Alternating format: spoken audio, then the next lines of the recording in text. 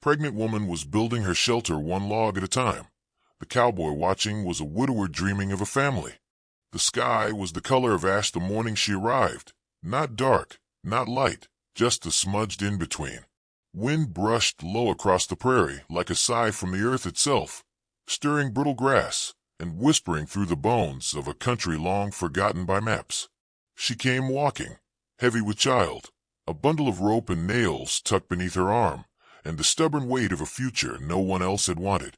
Her name was Ada, though few knew it. Names were a kind of luxury out here, and she wore hers close, like the shawl clutched around her shoulders. The shawl was fraying at the edges. So were her boots. Her belly curved beneath her coat like a silent oath. She would bring this child into the world, even if the world had no place for them. The land she claimed was raw and rough, a patch of earth ringed by black pines and quiet ghosts, a clearing marked by the crumbled stones of some forgotten foundation.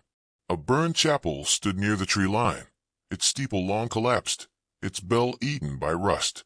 She never looked at it. She'd seen enough places meant for saving that had only watched while she drowned. She laid the first log herself, dragging it across the frostbitten ground and setting it atop the rough perimeter she'd marked with stones. She breathed hard, one hand pressed to her side where the skin pulled tight, the other wiping sweat from her brow though the air was cold. There was no one to help. No man, no kin, no one but the child inside her and the wind that blew like a lullaby that didn't care whether she made it or not. From the ridge above, he saw her. Elijah Rollins had ridden that trail since winter began, mostly out of habit, partly out of sorrow. He didn't seek anything anymore, not company, not God, not forgiveness, but something in him still noticed when things didn't belong. And a woman with a swollen belly, stacking pine logs with cracked hands in a place even coyotes avoided, didn't belong. He didn't go down, just watched how she moved slow but sure, how she bent at the knees, not the waist, like someone who understood the weight she carried needed protecting. She spoke aloud sometimes. He could tell from the rise and fall of her voice, but there was no one to answer. That part he understood too well. Town was 10 miles south, a scatter of wooden storefronts and sagging porches where everyone knew everyone and everyone judged someone. When she first appeared on the general store steps with a pouch of coins and a list of things no woman alone should need, nails, a handsaw, kerosene, lye, the whispers began before the door even closed behind her. She didn't answer questions. She didn't explain where she came from or what kind of man had left her to build a life from nothing but timber and grit. She just counted her coins, took her change, and left with a back straighter than any of them expected. The Winslow sisters noticed her first, Eula and May, near 60 and twice as sharp as anyone gave them credit for. They'd seen the worst of men and the best of women, and somewhere between those lessons they'd learned when to speak and when to simply leave warm bread on a doorstep. She didn't thank them the first time, just took the bread inside and shut the door gently. The second time, she left a small carving in return, a little bird made of pine, its wings just beginning to lift. The third time, she said, "God bless you," in a voice that trembled from disuse. Elijah saw these things, too, not with the sharpness of gossip, but with the slow eyes of a man who'd stopped believing surprises could still be gentle.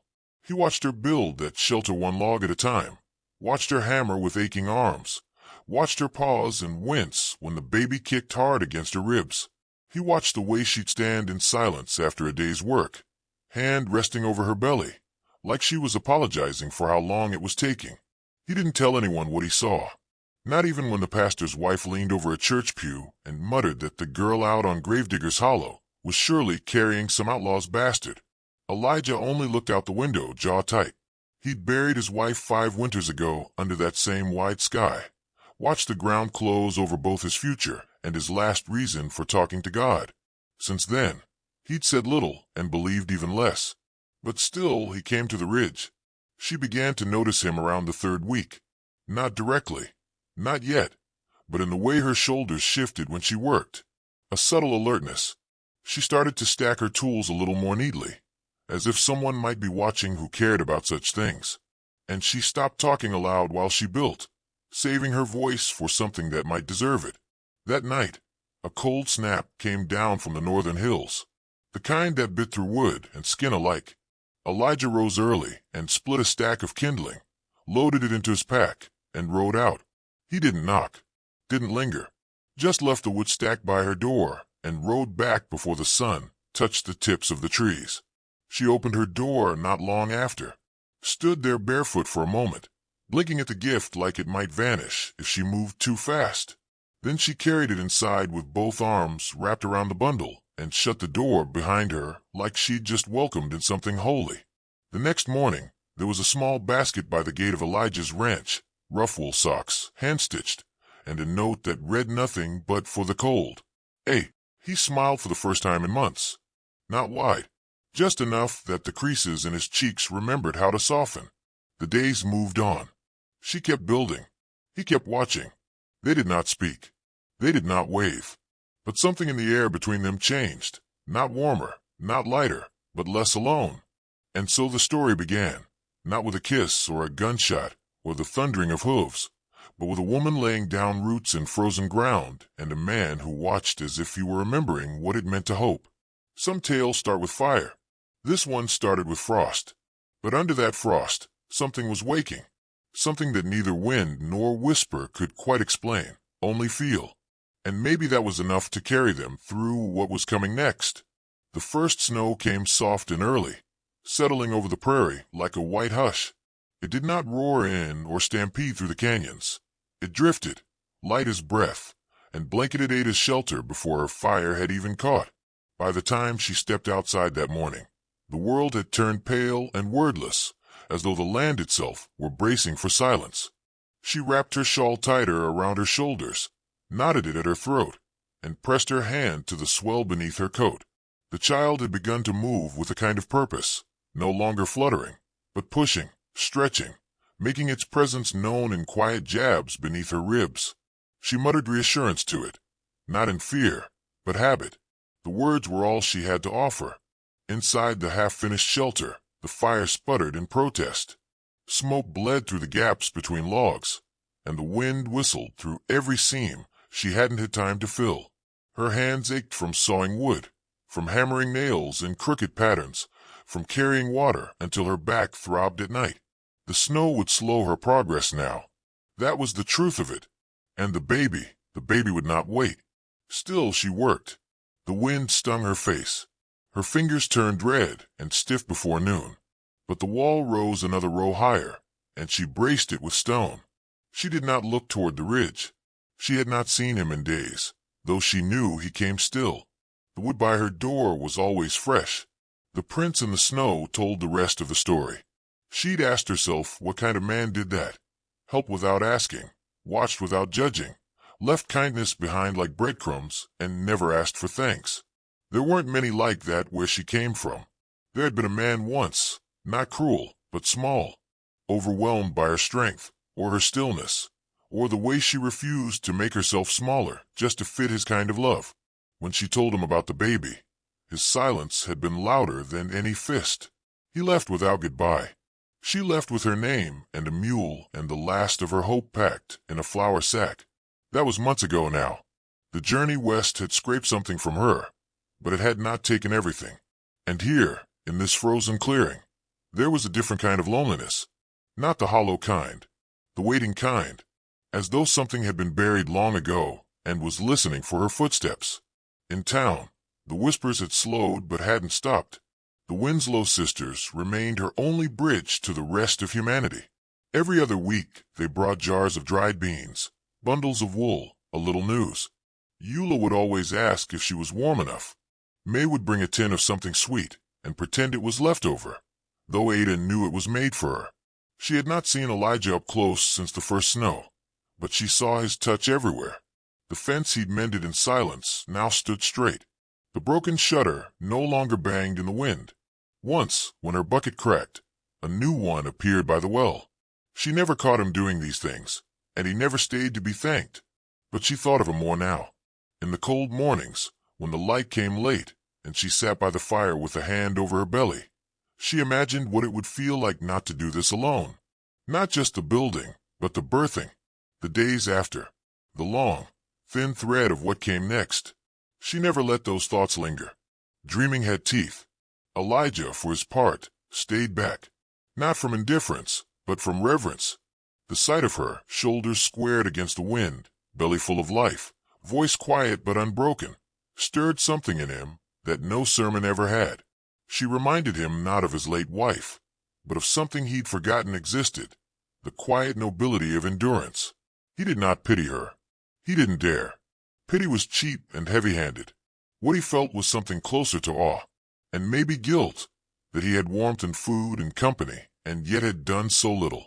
But each time he thought to speak, he remembered the look on her face the first time he saw her lift a log to her shoulder, not asking, not waiting, just doing. And so he waited, too. On a day when the snow softened into a kind of mist, she came to his gate. She didn't knock, didn't call out, just stood there, boots crusted with ice, scarf wound tight, one hand resting on her belly, like she always did. Elijah saw her from the barn, and for a moment he thought she might turn back. But then she lifted her chin, and he knew she wouldn't. He stepped outside, wiping his hands on a cloth, heart thudding in a way he didn't recognize anymore. She looked at him like a woman measuring weather, calm, careful, deciding whether to brace or rest. "I came to say thank you," she said softly. Her voice was hoarse from the cold, but steady. "You don't have to." "I know," she said, and something like a smile touched her mouth. "But I wanted to." He nodded, unsure what to do with his hands, with his eyes. The moment felt heavier than it should have, like they were standing at the edge of something neither had words for.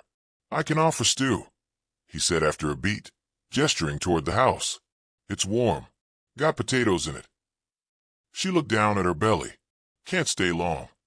He didn't press her, just opened the door and let the scent of warmth drift out. She stayed long enough to eat, said little, but listened. He told her about the mare that had foaled last spring, about the barn roof he still hadn't fixed. She asked if the town was always so quiet. He said no, just cold-hearted in the winter. She didn't laugh, but she didn't look away either. Before she left, she placed a small bundle on his table, a pair of booties, knitted from rough yarn, uneven but earnest. "I don't know if it's a boy or girl," she murmured, "but I thought I should practice." Elijah touched the yarn with 2 fingers, as if it were glass. "They're perfect."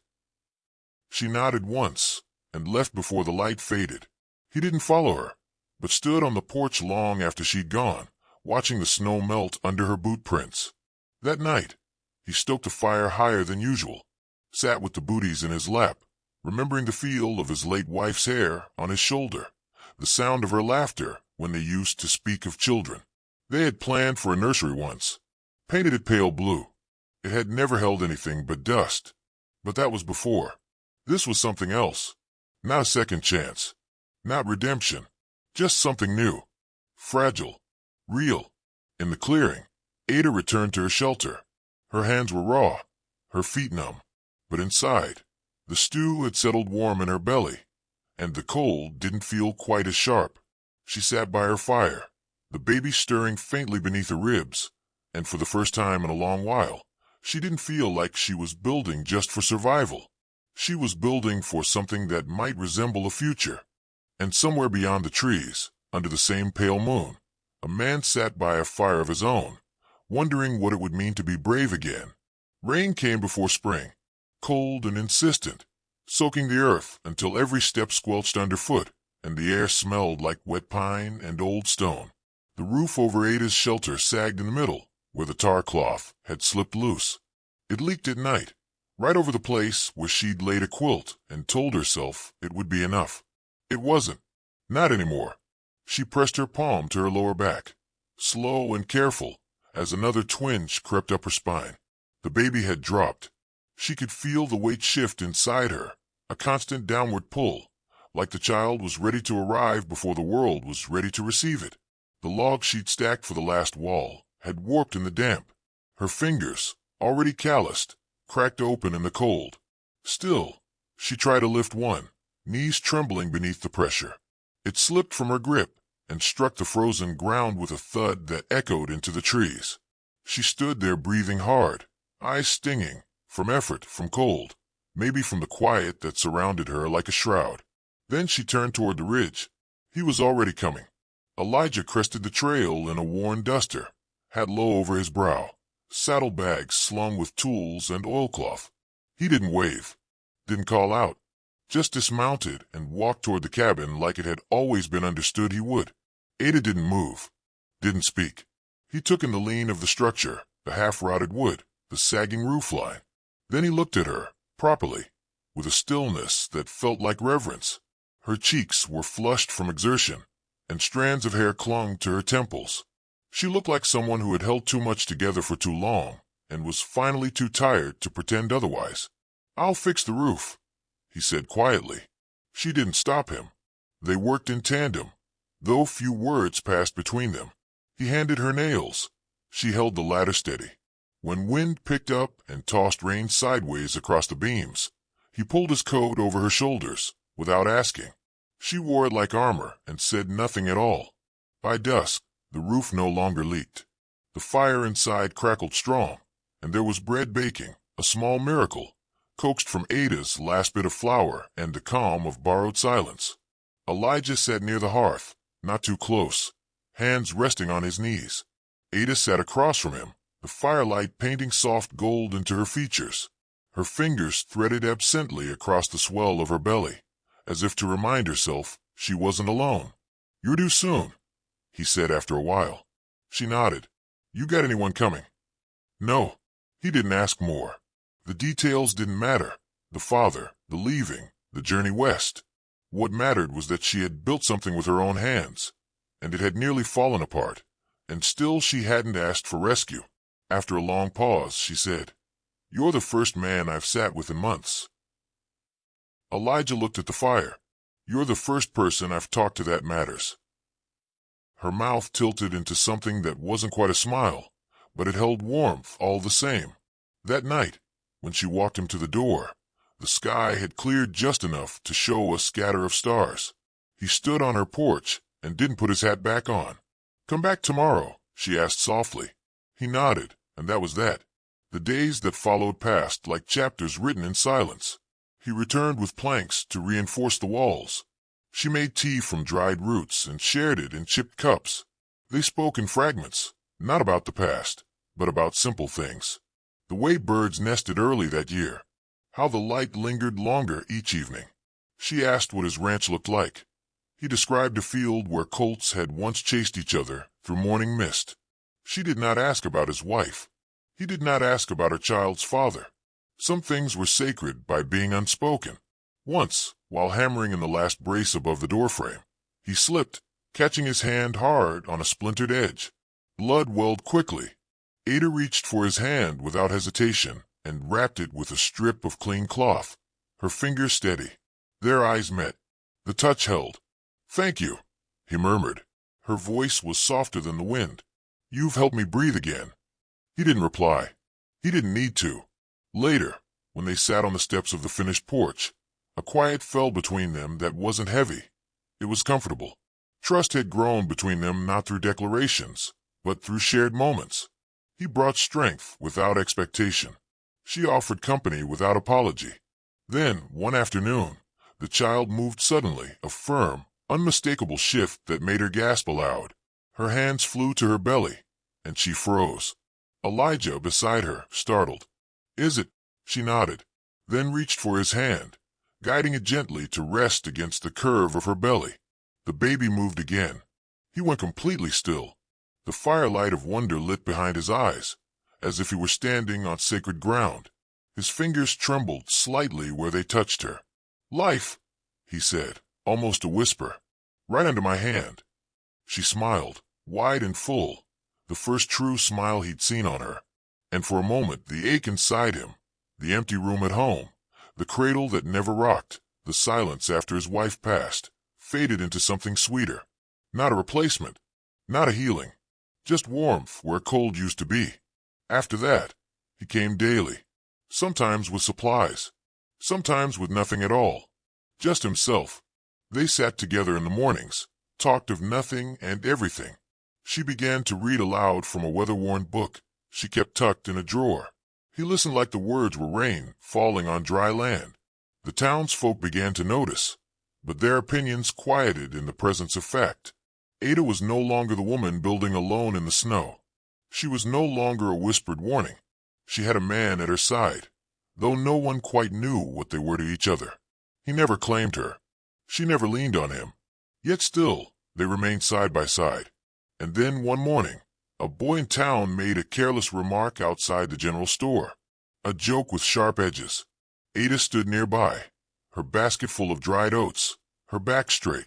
Elijah, 2 paces behind, didn't raise his voice or make a scene. He just stepped forward, slow and steady, and stood beside her. That was enough. No more was said. The boy looked away. And from that day on, no one whispered quite so loudly. That night, back at the cabin, she handed Elijah a scarf she'd been stitching in secret. The edges weren't perfect, but the warmth was there, woven into each thread with care. "It's not much," she said. He took it from her hands like it was spun gold. "It's everything." He wore it the next morning, even though the sun had warmed the frost off the fields. It was not about the cold. It was about the belonging. And slowly, the silence between them became its own kind of language. Not empty, just deliberate. A space where fear could exhale, where hope could stretch its limbs and begin again. Inside her, the child turned again. Stronger now. Almost ready. Outside, the thaw had begun. Snowmelt trickled down the hill in slender rivulets, and wild crocuses began to bloom along the roots of pine trees. Spring was coming, but not everything in the wild blooms gently. Some things test you first. Strip away your shelter, your comfort, your belief that peace, once found, can't be stolen again. What neither of them knew, not yet, was that fire moves faster than fear, and the wind was already shifting. It started with the wind, not the gentle kind that whispered through pine needles or nudged the porch swing into motion. This was a wild, restless wind, dry as old paper and sharp as broken glass. It barreled down from the high ridges, carrying heat and dust and the faint smell of something long dead. Ada stood outside the cabin that morning, one hand on her lower back, the other shielding her eyes.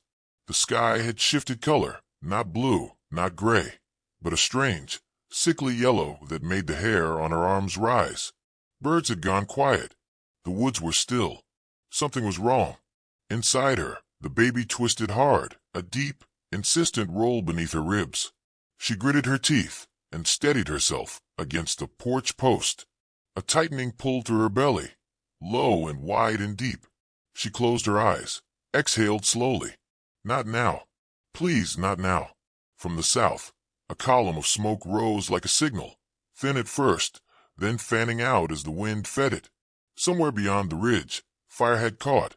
Maybe lightning, maybe a stray ember left by a careless traveler. But it was moving fast, too fast for the ground to hold it back.